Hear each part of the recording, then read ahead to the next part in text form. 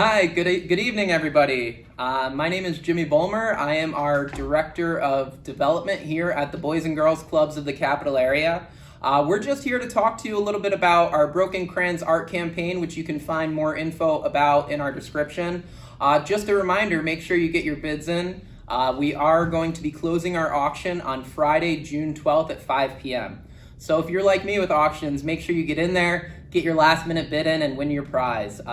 Just a reminder, every item that we have has been donated by local artists, and the proceeds for this auction are going to provide at-home STEAM resources for youth within our community. So we're here today with one of our wonderful artists. We have Chip Fasciana, aka fErdBoT, who has been a supporter of the club, and you can actually see the piece here, which we'll talk about a little bit. But we wanted to get take you all behind the scenes of our auction and the wonderful people that we work with. So Chip, welcome. Thank you. Thank you for helping support the Boys and Girls Club and what we do. Before we talk about your piece, I'd just like to learn a little bit about your story. So who's fErdBoT, and can you tell us about yourself? Sure. My name's Chip Fasciana, and I go by fErdBoT, as you can see on my artwork here. I'm an artist. I'm a painter, a muralist, a sculptor, curator. I work with almost exclusively reclaimed materials right here from our neighborhood for many years. Monday Night Trash Night has served me well. I've made a career out of it. And I'm happy to be here, and thanks for inviting me. Yeah, thank you, and thank you for all that you do to support the club and your wonderful art pieces in the community. So actually, I'd like to hear a little more. Can you tell us about some of the art that you've previously done? Sure. And where people can find it? Sure. You can see all of my work cataloged on my Instagram page at fErdBoT, fErdBoT. I've done quite a few public murals here in the area. I also I've been for the past 6 years spending half my year in San Diego, California, where I have done quite a few public murals there as well. So I'm lucky to live this nice life where I can go get some sunshine in the winter and come back. Yeah, I've shown my work all around the world, and I still show it right here in the neighborhood all the time. And yeah. Awesome. And one fun story to share too, actually, how we met. I live here in Albany, New York, and one of the buildings next to my apartment actually had been condemned and long overdue in need of being replaced. And it ended up creating a wonderful canvas on the side of our apartment, which you had actually done, and that's where we had first met. Yep, that's why we're here today, because I was doing the raccoon mural just a block down the street from here.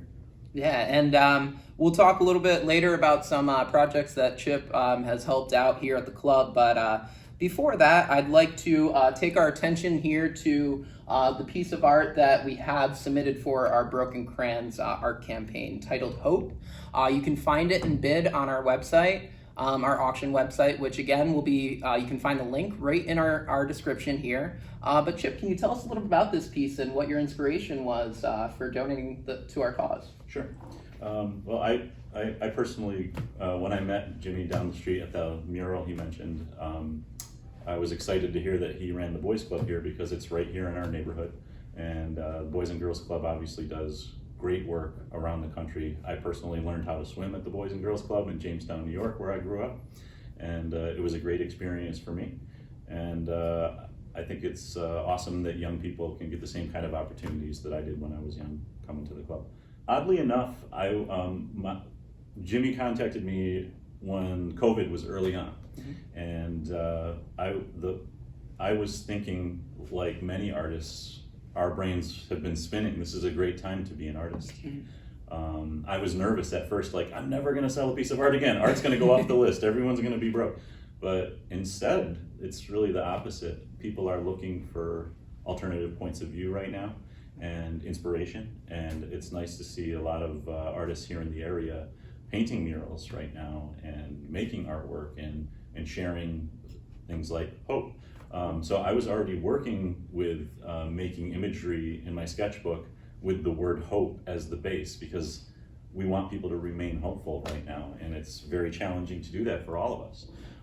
But I think it's super important. And so when you asked me to be in the auction, of course I'm going to donate, because I would donate anytime for you guys, because it's a great cause. And I felt like, wow, it's fate. I'm already working with Hope. I pretty much just have to give them one of these pieces I've already started. And so here we are. So in my work, I try to encompass and use stencils that I've used on previous projects.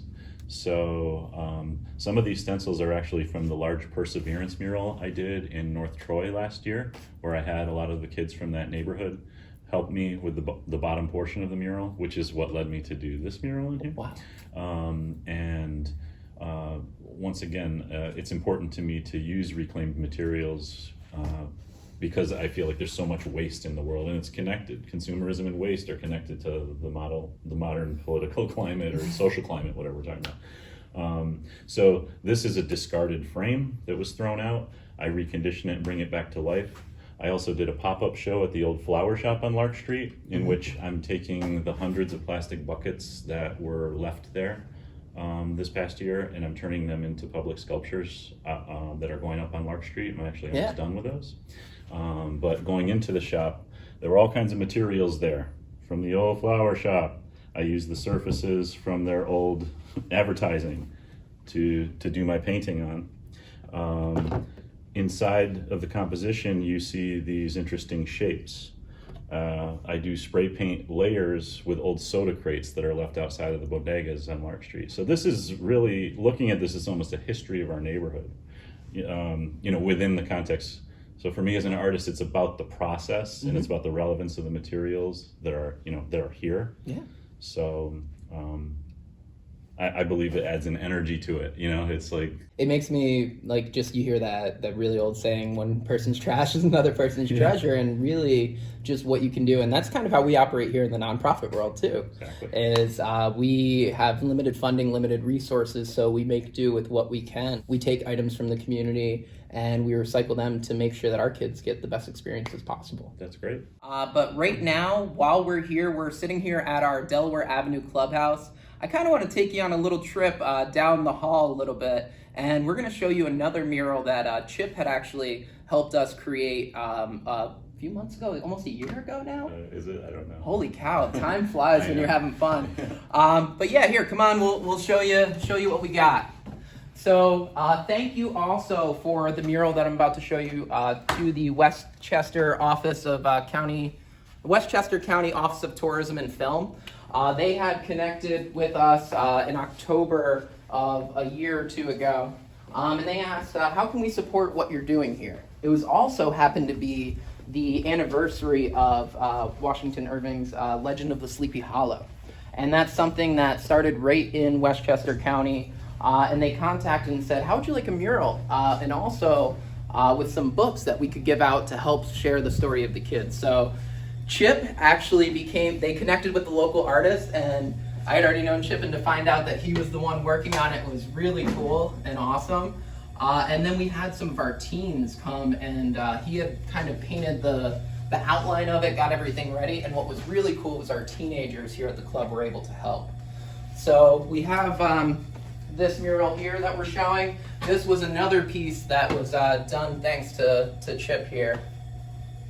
So how did you get roped into doing this? Well, I wanted to actually give a shout out to Albany Center Galleries and Tony Iadesico, who is the one who initially asked me to do this mural at the convention center. Mm-hmm. So you and I had already discussed getting the kids involved with doing a project or something, or me teaching a class or something, and it never really formulated. So this ended up becoming a great opportunity that we sort of just fell into. Yeah.